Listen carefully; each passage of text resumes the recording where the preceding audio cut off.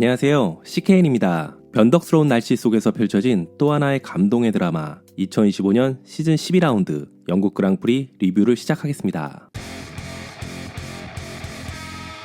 첫 세션의 주인공은 다름 아닌 루이스 해밀턴이었습니다. 해밀턴은 실버스톤에서 1분 26초 892초로 가장 빠른 기록을 세우며 홈팬들을 열광시켰습니다. 노리스와 피아스트리도 바로 뒤를 이으며 맥라렌은 초반부터 강력한 페이스를 보였습니다. 이번 프랙티스 1에서는 젊은 드라이버들의 데뷔도 눈에 띄었는데요. 레드불의 린드블라드, 자우어의 폴 아론이 출전하며 신예 드라이버들의 테스트에 무대가 되기도 했습니다. 오후 세션은 맥라렌의 시간이었는데요. 노리스가 1분 25초 816초를 기록하며 좋은 페이스를 보여줬습니다. 르클레르와 해밀턴이 그 뒤를 따르며 페라리와 맥라렌이 치열한 경쟁 구도를 형성했는데요. 하지만 바람이 변수였습니다. 실버스톤 특유의 돌풍 때문에 많은 드라이버들이 밸런스를 잡는 데 어려움을 겪었고 레드불의 베르스타펜도 언더스티어에 시달리며 5위에 그쳤습니다. 현지 시간 토요일 오전 마지막 프랙티스 세션에서는 르클레르가 반격에 나섰습니다. 1분 25초 498초로 가장 빠른 랩을 기록하며 퀄리파잉 전에 강한 인상을 남겼습니다. 하지만 피아스트리와 베르스타펜,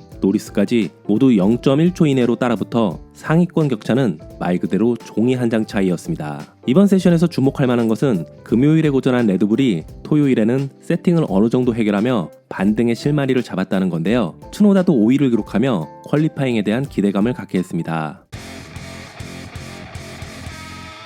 이번 퀄리파잉의 주인공은 다시 한번 막스 베르스타펜이었습니다. 베르스타펜은 마지막 Q3 세션에서 1분 24초 892의 기록으로 폴 포지션을 차지했는데요. 이는 정말 예상 외의 결과였습니다. 베르스타펜은 금요일 프랙티스 주행에서 심각한 언더스티어 문제로 고생했는데요. 토요일에 완전히 다른 모습을 보여주며 극적인 반전을 이뤄냈습니다. 그 뒤를 이어 피아스트리가 2위, 그리고 노리스가 3위를 기록하면서 맥라렌은 일요일에 펼쳐질 레이스에서 베르스타펜을 전략적으로 압박할 수 있는 위치를 차지했습니다. 이어서 4위는 러셀, 5위는 해밀턴, 6위는 르클레르, 7위는 안토넬리. 하지만 그는 오스트리아 그랑프리에서 받은 3그리드 페널티로 실제 레이스에서는 10위에서 출발할 예정입니다. 8위는 베어먼이 기록했지만 프랙티스 세션 규정 위반으로 10그리드 페널티를 받아 역시 뒤로 밀리게 됩니다. 9위는 알론소, 10위는 가슬리가 차지했습니다. 이번 퀄리파잉에서 베르스타펜이 폴 포지션을 차지할 수 있었던 가장 결정적인 요인은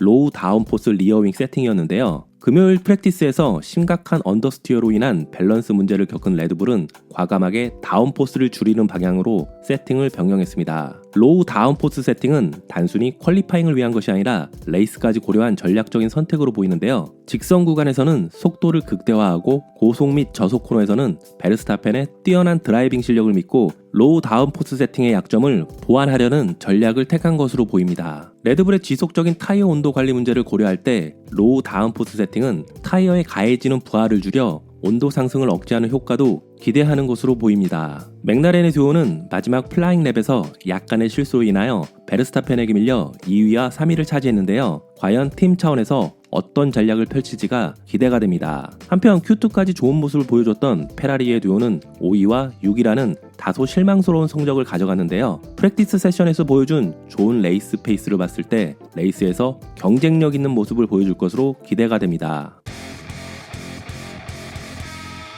이번 영국 그랑프리는 휉켄버그의 첫 포디엄이라는 단 한 줄로 정리할 수 있을 것 같습니다. 항상 그랬듯이 결과부터 먼저 말씀드리겠습니다. 이번 그랑프리의 우승은 노리스가 차지하였습니다. 홈팬들 앞에서 생애 첫 영국 그랑프리 우승을 차지한 그는 시즌 4번째 우승이자 커리어 최고의 순간을 만들어냈습니다. 2위는 팀 동료 피아스트리, 레이스 대부분을 리드했지만 세이프티카 상황에서의 급격한 감속으로 10초 페널티를 받으며 우승 기회를 놓치고 말았습니다. 그리고 3위, 무려 239번째 그랑프리 출전 만에 첫 포디엄을 기록한 휉켄버그가 이변의 주인공이 됐습니다. 19번 그리드에서 출발해 거둔 이 감격적인 성과는 단연코 오늘 경기 최고의 이야기 중 하나였습니다. 이번 레이스는 비가 내린 젖은 노면 상태로 시작됐습니다. 드라이버 모두 인터미디어트 타이어로 출발했고 한 랩 만에 로슨과 오콘의 충돌 사고로 혼돈의 서막을 알렸습니다. 레이스가 재개되자 베르스타펜과 맥라렌 듀오의 선두권 경쟁이 시작되었습니다. 피아스트리는 초반 빠른 페이스로 노리스를 앞섰고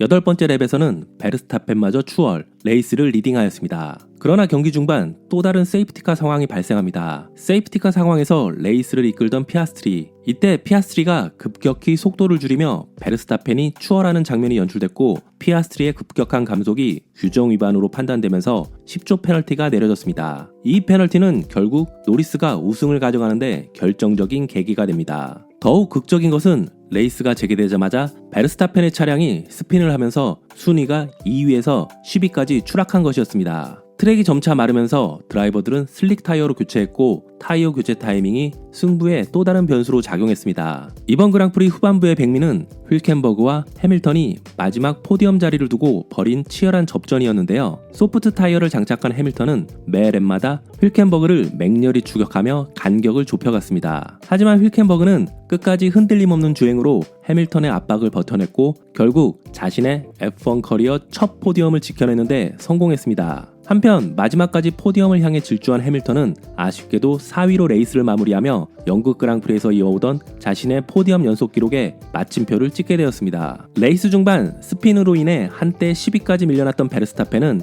이후 꾸준히 추월을 이어가며 5위까지 순위를 끌어올려 레이스를 마무리했습니다. 하위권에서는 다양한 접전이 펼쳐졌는데요. 가슬리는 레이스 후반 스트롤의 거센 압박을 받았지만 끝까지 포지션을 지켜내며 6위를 차지했고 스트롤은 웨트 컨디션에서 강한 모습을 보이며 한때 포디엄권에서 달리기도 했지만 날씨가 맑아진 이후 페이스를 유지하지 못하며 순위를 잃었습니다. 그럼에도 불구하고 7위라는 준수한 결과를 기록하며 레이스를 마무리했습니다. 8위는 윌리엄스의 알본, 9위는 에스턴 마틴의 알론소가 차지했고 이번에도 도박사의 면모를 보인 러셀은 과감한 전략 선택이 통하지는 않았지만 10위로 피니시 라인을 통과하며 귀중한 1포인트를 챙겼습니다.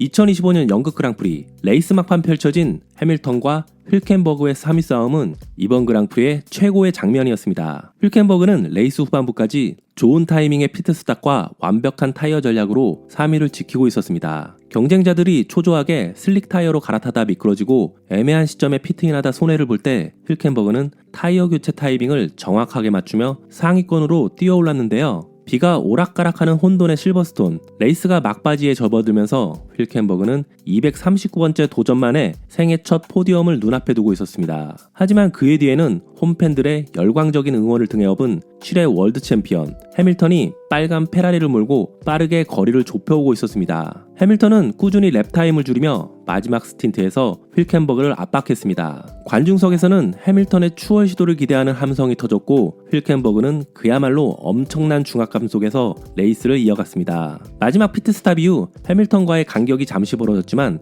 곧바로 해밀턴이 다시 맹렬하게 추격해오며 압박이 극에 달했습니다. 하지만 휉켄버그는 노련한 타이어 관리와 침착한 드라이빙으로 해밀턴의 추월 기회를 완벽히 차단했습니다. 해밀턴은 마지막까지 포디엄을 노렸지만 결국 4위로 체커드 플래그를 받으며 아쉽게도 포디엄에 오르지 못했습니다. 휉켄버그의 이 극적인 포디엄 피니시는 자우버에게도 2012년 이후 첫 포디엄이라는 감격을 안겼고 F1 역사상 가장 오랜 시간 동안 포디엄에 오르지 못했던 드라이버가 마침내 한을 푸는 순간이었습니다. 경기 후 휉켄버그는 마지막까지 믿기지 않았다. 해밀턴이 너무 빨리 쫓아와서 정말 긴장됐지만 우리는 무너지지 않았고 실수도 없었다며 기쁨을 감추지 못했습니다. 사실 이번 그랑프리는 잦은 세이프티카와 날씨 변화로 자칫 루즈하게 흘러갈 수도 있는 레이스였는데요. 하지만 휉켄버그와 해밀턴의 마지막까지 숨막히는 포디엄 경쟁 덕분에 갑자기 극적인 긴장감과 드라마가 가득한 무대로 바뀌었습니다. 예상치 못한 주인공, 오랜 기다림 끝에 포디엄에 한 자리를 두고 펼쳐진 두 베테랑의 접전은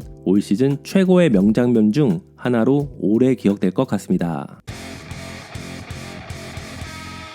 이번 영국 그랑프리는 맥라렌이 2025년 시즌을 압도하고 있다는 것을 다시 한번 확인시켜주는 무대였습니다. 피아스트리의 아쉬운 페널티에도 불구하고 맥라렌은 원투 피니시로 강력한 경쟁력을 입증했으며 노리스는 홈 그랑프리의 우승을 차지하며 피아스트리와의 치열한 드라이버 챔피언십 경쟁을 예고했습니다. 맥라렌은 특히 웨트 컨디션에서 뛰어난 성능을 보였는데요. 비가 올 것을 미리 예측하고 있던 맥라렌은 높은 다운포스 세팅을 가져왔고 거기에 더해 뛰어난 타이어 온도 관리 능력이 다른 팀들과는 확연한 차이를 만들어냈습니다. 이번 결과로 드라이버 챔피언십에서 피아스트리와 노리스 간의 격차가 단 8포인트 차이로 줄어들었습니다. 컨스트럭터 챔피언십에서는 맥라렌이 460점으로 2위 페라리를 238점 차이로 압도하며 독주 체제를 구축했습니다. 이번 그랑프리가 끝난 후 약 3주간의 여름 휴식기가 이어집니다. 이 기간 동안 다른 팀들이 어떤 업그레이드를 들고 나와 맥라렌의 독주를 저지할 수 있을지는 아직 미지수이지만 현재 흐름만 놓고 보면 컨스트럭터 챔피언십은 사실상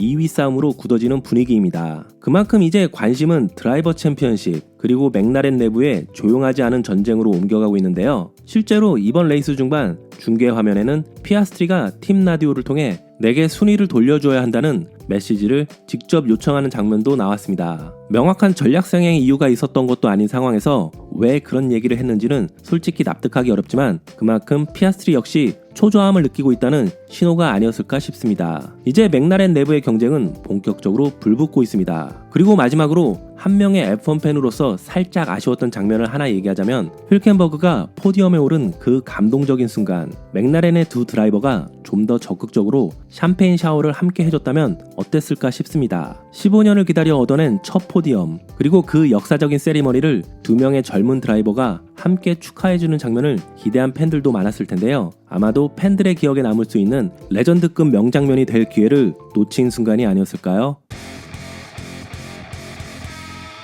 2025년 영국 그랑프리는 페라리에게 양면성을 보여준 레이스였습니다. 프랙티스 세션에서의 압도적인 속도와 업그레이드의 효과는 분명했지만 퀄리파잉과 레이스에서의 부족함과 웨트 컨디션에서의 한계가 드러났습니다. 해밀턴의 4위 피니시는 페라리에서의 최고 성과 중 하나였지만 그의 홈 무대 포디엄 기록이 끊어진 것은 아쉬웠습니다. 르클레르의 14위는 전략적 실수의 대가였습니다. 해밀턴은 웨트 컨디션에서의 어려움에도 불구하고 꾸준히 순위를 올렸습니다. 그는 가슬리와 스트롤을 제치고 4위까지 순위를 올렸지만 휉켄버그를 따라잡지 못해 페라리에서의 첫 포디엄 피니시는 실패했습니다. 르클레르는 레이스 초반 대담한 전략적 도박을 감행했습니다. 포메이션 랩 마지막에 러셀과 함께 슬릭 타이어로 교체했지만 곧 다시 비가 내리면서 이 결정이 재앙적인 결과를 낳았습니다. 기술적인 부분을 살펴보자면 페라리의 새로운 플로어 업그레이드는 드라이 컨디션에서는 효과를 보였지만 웨트 컨디션에서는 근본적인 한계를 드러냈습니다. 특히 해밀턴은 이 차의 특정 요소들은 내년 차에 절대 들어가면 안 된다고 강력히 경고하기도 했습니다. 해밀턴은 페라리의 차가 이런 조건을 좋아하지 않는다며 2026년 차량 설계진과 진지한 대화가 필요하다고 강조했는데요. 이는 페라리가 웨트 컨디션에서의 타이어 온도 관리와 공기역학적 밸런스에 여전히 문제가 있음을 시사한다고 할 수 있습니다. 페라리는 다음 벨기에 그랑프리에서 새로운 후방 서스펜션을 도입할 것으로 알려져 있는데요. 과연 새로운 서스펜션 도입이 시즌 후반 페라리의 진정한 경쟁력을 보여줄 수 있을지 기대해봅니다. 2025년 영국 그랑프리는 레드불에게 현실을 직시하게 만든 레이스였습니다. 베르스타펜의 폴 포지션은 그의 개인적 위대함을 보여줬지만 레이스에서의 한계는 팀의 구조적 문제를 드러냈습니다. 로우 다운포스 세팅과 베르스타펜의 개인적인 능력으로 폴 포지션을 차지했지만 레이스 당일 비가 예보된 상황에서 레드불의 로우 다운포스 세팅이 오히려 불리하게 작용할 것으로 예상되었습니다. 레이스에서 좋은 출발을 보인 베르스타펜은 피아스트리의 추격을 받으면서도 차분하게 레이스를 펼쳤습니다. 하지만 곧 맥라렌의 압도적인 레이스 페이스가 드러나기 시작하자 베르스타펜의 개인적인 능력으로는 이를 극복하기에는 역부족이었습니다. 레이스 중반에는 베르스타펜의 차량이 스핀을 하였는데요. 베르스타펜 본인은 스핀의 주 원인을 자신이 선택한 로우 다운포스 셋업과 웨트 컨디션에서의 타이어 온도 관리 실패에 있다고 밝혔습니다. 반면 팀 내에서는 피아스트리의 급감속이 스핀 유발에 일조했다는 의견도 있었습니다. 크리스티안 호너는 피아스트리가 브레이크를 강하게 밟은 것이 맥락을 완전히 바꿔놓았고 베르스타펜이 준비한 스위치나 세팅을 제대로 수행할 수 없게 만들어 결국 스핀으로 이어졌다고 얘기했습니다. 이번 레이스는 레드불에게 기술적 한계와 세팅 전략의 문제를 낱낱이 보여준 무대였습니다. 퀄리파잉은 여전히 강하지만 레이스에서는 맥라렌 그리고 때때로 페라리, 메르세데스보다도 타이어 관리, 웨트 컨디션, 차량 밸런스에서 뒤처지고 있다는 사실이 뚜렷하게 드러났습니다. 지금의 레드불은 크리스티안 호너의 말처럼 더 이상 잃을 것도 얻을 것도 없다는 심정으로 매 레이스 최선을 다하면서도 이미 2026년을 바라보는 전환기에 들어섰다고 보는 게 맞을 것 같은데요. 한때 누구도 넘볼 수 없었던 절대 강자였던 레드불. 하지만 이제는 그들의 시대를 넘겨주는 준비를 해야 할 시간이 다가오고 있는 것 같습니다. 이번 그랑프리의 우승은 노리스가 차지했지만 팬들의 진짜 박수는 아마 힐켄버그를 향하고 있었을 것 같습니다. 239번 만에 도전 끝에 만들어낸 그 감동적인 순간은 3주간의 여름 휴식기를 앞둔 팬들에게는 진한 여운과 따뜻한 감정을 남겨주었습니다. 제가 오늘 준비한 영상은 여기까지고요. 저는 다음 시즌 13라운드 벨기에 그랑프리의 서킷 소개 및 프리뷰로 다시 찾아뵙겠습니다. 시청해주셔서 감사합니다.